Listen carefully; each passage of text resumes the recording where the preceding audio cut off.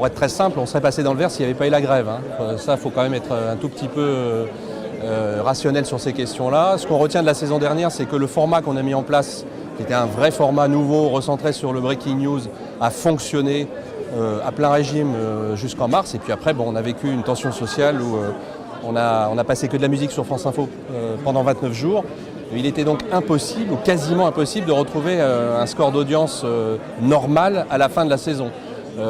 Moi, ce que je retiens, c'est vraiment qu'on a un nouveau format qui marche, qui a surperformé en raison de la forte tension sur l'actualité du début de l'année. C'est pour ça qu'on ne change pas énormément de choses dans cette saison, parce qu'on croit résolument à ce qu'on a mis en place l'année dernière. D'ailleurs, à la toute fin de l'année de la saison, lorsque la grève a été terminée et qu'il y a eu énormément d'actualités, Saint-Quentin-Fallavier, l'attentat de Sousse, on a vécu à nouveau des audiences très très fortes sur l'antenne de France Info. On a une chaîne info. L'audience d'une chaîne info, vous la connaissez, c'est des montagnes russes. Ça monte très très haut en cas d'actualité. Et puis après, ça redescend à un niveau stable, voire bas. C'est le lot commun d'une chaîne info. La pire des choses pour l'audience d'une chaîne info, c'est d'être stable, qu'il y ait ou pas de l'actualité. C'était un peu le cas des années précédentes sur France Info. Moi, je préfère qu'on monte très très haut et puis qu'on descende ensuite. Notre projet digital, il est simple, c'est de distribuer l'antenne de France Info partout, là où on peut consommer une chaîne d'info en continu. À la radio, c'est le cas, 4 millions de gens par jour. Et puis sur le digital, là aussi, c'est de consommer France Info en direct. C'est pas de faire un site internet d'information, c'est de se dire qu'avec l'évolution technologique, le streaming, la 4G, on a déjà aujourd'hui, mais globalement demain, le grand public aura envie de consommer une info en direct, en images, en texte et en son. C'est ce qu'on développe depuis un an avec le live qu'on a lancé au mois de mars, qui est en V1. Ce sur quoi on travaille, c'est la V2 du live, c'est-à-dire une antenne en direct qui se lit, qui s'écoute, qui se regarde de meilleure qualité, qu'on peut distribuer, c'est d'ores et déjà le cas, sur votre téléphone, sur votre tablette, sur un écran de télévision, sur un ordinateur. C'est la multiplication des canaux de diffusion de ce live, de cette antenne de France Info, qui constitue notre projet digital. Faire une chaîne info, vous savez, nous on le fait depuis 29 ans, c'est 30 rédacteurs en chef qui se succèdent en permanence, c'est la capacité à donner de la bonne info à chaque seconde qui passe. C'est ça une chaîne info. La question de l'endroit où on la distribue, de la TNT, de l'écran, de l'image animée, de la photo, etc., je pense que c'est secondaire, notamment pour les jeunes générations.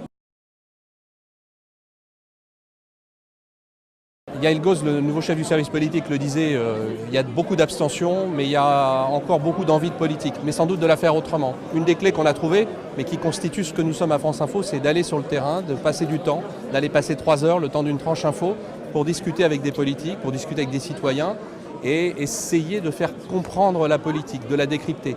Alors, chaque chose en son temps. La première brique, j'allais dire, c'est un service politique qui correspond exactement à ce qu'on veut faire.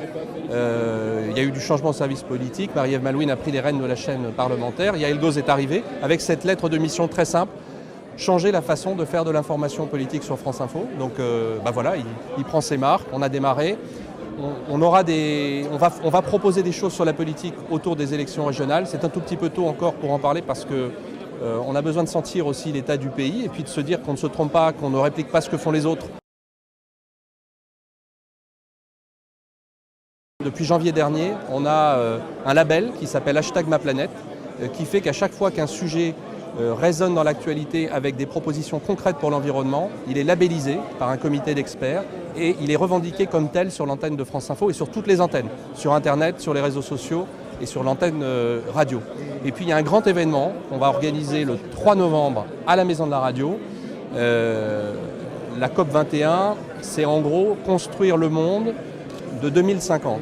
On s'est dit, c'est nous les vieux, pardon, vous êtes plus jeunes que moi, mais enfin, vous serez vieux en 2050, mais on sera très vieux en 2050. Avant de décider à la place des jeunes, demandons aux jeunes ce qu'ils veulent pour 2050. Et donc avec l'Éducation nationale, on a monté un partenariat qui démarre dès la rentrée prochaine. Et le 3 novembre, à l'auditorium de Radio France, une classe par académie viendra apporter ses propositions avec un livre blanc et viendra transmettre ses propositions aux adultes qui seront chargés de décider de leur avenir et de leur réalité de 2050.